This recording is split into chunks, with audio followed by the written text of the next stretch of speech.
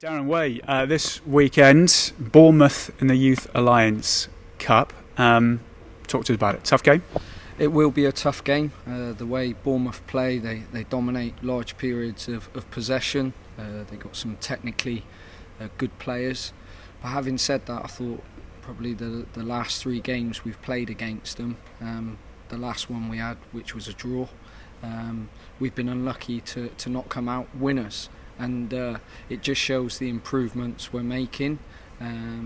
Talking to Bournemouth's coaching staff after the game, they've been very respectful to us in terms of they can see the change. When you talk to them in the office after, and how aggressive our press has been, and we've been breaking through the thirds and our build-up play.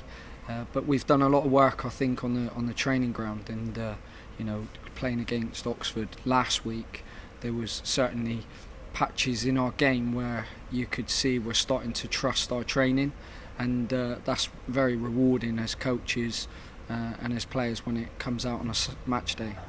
Talk about the Oxford game in just a moment, because there's a few things I want to get through with that. But on this competition, the Youth Alliance Cup, I think the last time we spoke to you last week, you were talking about the fact that a couple of your players are up playing for the first team at the moment, which means you've got to shift from below. Again, this time around, there are a few rules that are different to the league, aren't there? It's under 18s for this competition. Yeah, so unfortunately you can't play third-year scholars, but having said that, that will give the younger players an opportunity.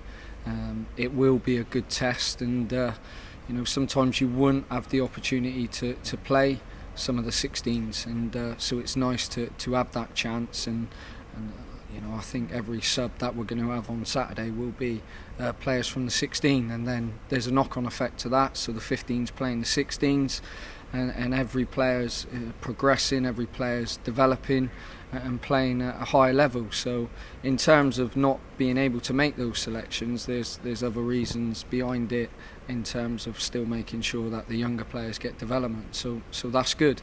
It's a cup game, so it's a must-win. And we know what we've got to do. We go there in full of confidence. We've not lost yet, which is very rewarding.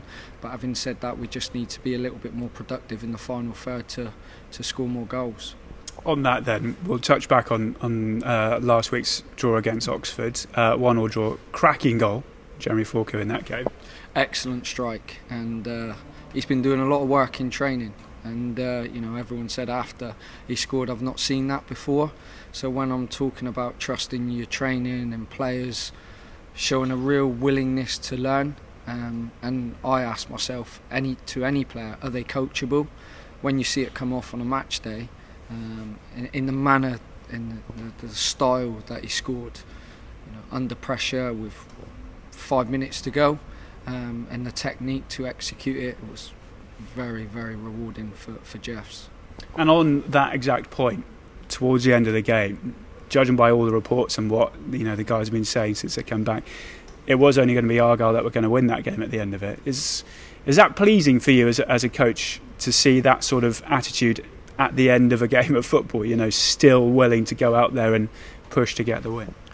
Well, we've shown that on a number of occasions last season. We've got controllables. One, we can control being the hardest working team. Everyone can lead on the pitch. Everyone can show a real togetherness. There are controllables. That's what we control.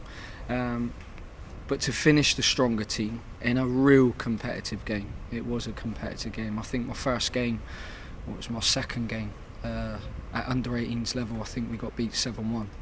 And so now we're playing, which they were, the title holders last season. Now we're playing these teams, there's a little bit more mutual respect. We're not going to lay down and die.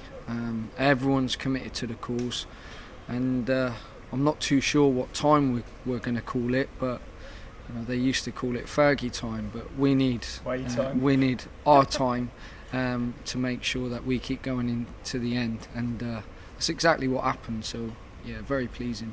And you might need that, I suppose, this weekend against Bournemouth. You said that has to be a winner. Pens practised if needed.